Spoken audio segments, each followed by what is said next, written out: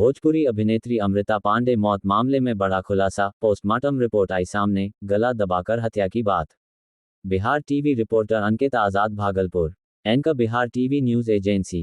भागलपुर के जोगसर थाना क्षेत्र अंतर्गत दिव्य धाम अपार्टमेंट में 27 अप्रैल की शाम भोजपुरी अभिनेत्री अमृता पांडे का संदिग्ध अवस्था में फंदे से लटका हुआ शव मिला था। पोस्टमार्टम रिपोर्ट ने जो खुलासा किया है उससे पुलिस के भी चुनौती बढ़ गई है। दरअसल पोस्टमार्टम रिपोर्ट के मुताबिक अमृता पांडे की गला दबाकर हत्या की गई थी। वहीं एफएसएल ने इससे पहले इसे आत्महत्या बताया है। अब इसको लेकर एसएसपी आनंद कुमार ने कहा कि युवती के शव मिलने का मामला सामने आया था एफएसएल और पोस्टमार्टम रिपोर्ट सामने आया। दोनों रिपोर्ट में कॉन्ट्रडिक्शन है। मामले की जांच के लिए फोरेंसिक साइंस के एचओडी से पैनल बनाकर जांच के लिए रिक्वेस्ट किया है। आत्महत्या है या हत्या है? हत्या था तो इसका मूल कारण क्या है? पुलिस भी पूरे मामले की जांच में जुटी है। वहीं इसको लेकर अमृता पांडे के परिजनों के मुताबिक वह ओसीडी बीमारी से ग्रसित थी। इससे पहले भी उसने 2 दफा आत्महत्या करने की कोशिश की थी। बता दें कि अमृता पांडे कई भोजपुरी फिल्मों में काम कर चुकी थी। खेसारी लाल के साथ दीवानापन फिल्म में लीड रोल निभाया था। Bite Anand Kumar, SSP. Bite Veena Pandey, Amrita की बहन। घटना हुई थी जिसमें कि एक डेड बॉडी मिली थी।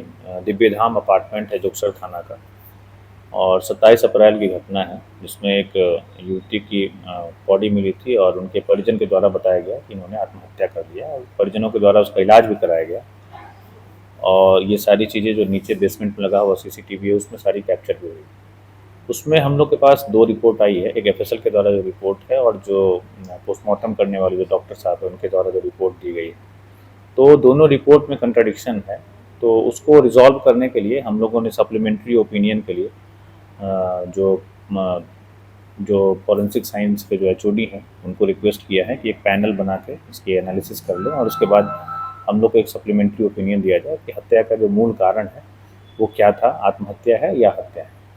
तो हम लोगों ने सप्लीमेंट्री ओपिनियन की रिक्वेस्ट दे दी है और एक एसआईटी सिटी एसपी साहब के नेतृत्व में काम कर रही है और सभी बिंदुओं को जोड़ कर और सभी कड़ियों को जोड़कर जिस निष्कर्ष पर भी हम लोग पहुँचेंगे तो उसके बाद आप लोग को हम लोग बताएंगे कि घटना का कारण क्या है।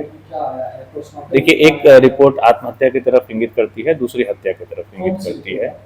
तो दोनों, मैं बोला ना कि जहाँ कॉन्ट्राडिक्शन है उसको रिजॉल्व करने के लिए और उस पर फर्दर ओपिनियन के लिए डॉक्टर साहब को लिखा गया है और आज ही लिखा गया है।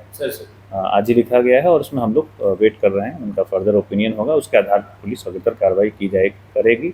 और इसमें परिजनों के बयान पर एक यूडी केस उस समय दर्ज किया गया था, उसमें भी सिटी एसपी की तरफ से जांच की जा रही है। तो हम लोग रिपोर्ट का इंतजार कर रहे हैं, उस पर फर्दर जो भी एक्शन होगा हम लोग करेंगे। ये हत्या है ही नहीं, क्योंकि मेरी बहन ओसीडी बीमारी से बहुत ज़्यादा परेशान थी और वो पहले भी मुंबई में 2 बार सुसाइड करने की कोशिश की थी। तो उसके मन में हो सकता है वहाँ पे सब चीज़ चलता होगा, बीमारी को लेकर तो चलता ही रहता था उसके दिमाग में, और ज़्यादा वो ओसीडी को लेकर परेशान थी। और जब हम उसको देखे तो वो सुसाइड, मतलब उसको सुसाइड में ही देखे थे हम। अभी क्या लग रहा है आपको? ये हमको पूरा विश्वास है कि कुछ भी हो जाए, हमको पता है कि वो सुसाइड ही की है, बीमार की वजह से सुसाइड ही की है। पोस्टमार्टम रिपोर्ट जो क्लियर कर रहा है, वो दोबारा जांच कर ले, लेकिन ये पता है कि सुसाइड ही की है।